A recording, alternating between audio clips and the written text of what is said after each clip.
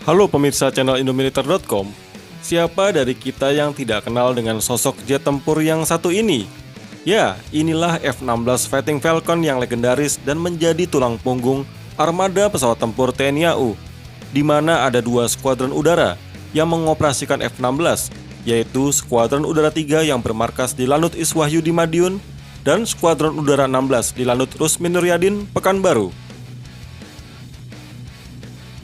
Dan di antara hal yang menarik dari elang penempur ini adalah desain kursi pelontarnya, di mana sandaran kursi lontar jenis SS2 punya kemiringan 30 derajat, menjadikan konfigurasi kursi di F-16 terbilang beda dan tampil ergonomis serta nyaman untuk setiap penerbangnya. Tapi tahukah Anda bahwa di bawah kursi lontar atau ejection seat F-16 ini terdapat roket?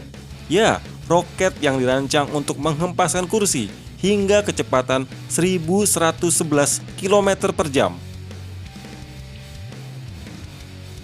Bicara tentang kursi pelontar di F-16 Fighting Falcon, kebanyakan yang digunakan adalah jenis Advanced Concept Ejection Seat atau disingkat SS2.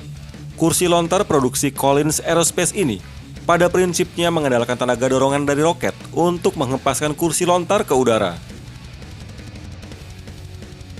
Sebagai kursi lontar yang terpasang pada jet tempur yang mampu bermanuver hingga 9G, maka SS2 dirancang mampu menahan efek gravitasi hingga 12G atau 12G. Dari cara kerjanya, kursi lontar SS2 dapat dilepaskan dalam 3 moda peluncuran, di mana pilihan moda peluncuran diserahkan pada konsol Environmental Sensor and Recovery Sequencer yang terdapat pada bagian belakang kursi. Konsol inilah yang akan mengidentifikasi penggunaan 3 moda peluncuran berdasarkan parameter kecepatan pesawat dan ketinggian lewat tabung pitot, yaitu alat untuk mengukur perbedaan tekanan udara. Moda pertama adalah peluncuran ejection seat pada ketinggian dan kecepatan rendah.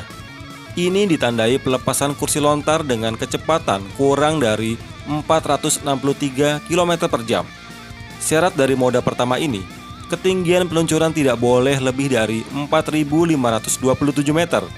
Di moda ini, parasut akan mengembang dalam tempo kurang dari 2 detik. Kemudian moda kedua adalah peluncuran ejection seat pada ketinggian rendah namun kecepatan pesawat tinggi. Ini ditandai pelepasan kursi lontar dengan kecepatan lebih dari 463 km per jam dan ketinggian peluncuran tidak lebih dari 4.527 meter. Pada moda ini, parasut akan mengembang dalam tempo kurang dari 6 detik. Dan moda ketiga adalah peluncuran ejection seat pada ketinggian dan kecepatan apapun. Moda ini dipilih saat pesawat di ketinggian lebih dari 4.527 meter. Pada prinsipnya, dengan dorongan roket, SS2 dapat melepaskan kursi pelontar dengan kecepatan 1111 km per jam, di mana lontaran roket akan menjauhkan kursi lontar dengan jarak 30 sampai 61 meter, bergantung pada berat tubuh pilot. Sesaat setelah kursi terlontar, tahapan selanjutnya adalah parasut yang akan mengembang. Meski saat ini ada varian baru yaitu SS5, namun SS2 adalah yang paling banyak digunakan oleh jet tempur dan pembom di Angkatan Udara Amerika Serikat, mulai dari A-10 Thunderbolt, F-15 Eagle, F-16 Fighting Falcon, F-22 Raptor, F-117 Nighthawk, dan pembom B-1 Lancer adalah pengguna SS2.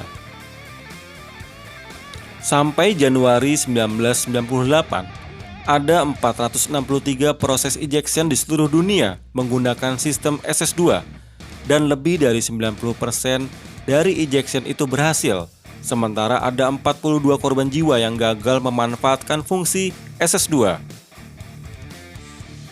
Nah, inilah tayangan video yang cukup spektakuler, di mana diperlihatkan detik-detik Kapten Christopher dari tim Aerobatic Thunderbirds sukses melontarkan diri dengan kursi pelontar SS2 pada 14 September 2003 dalam suatu pertunjukan udara di Idaho, Amerika Serikat. Nah, sekian dulu bedah alutsista dari kami. Nantikan konten menarik lainnya hanya di channel indomiliter.com. See you!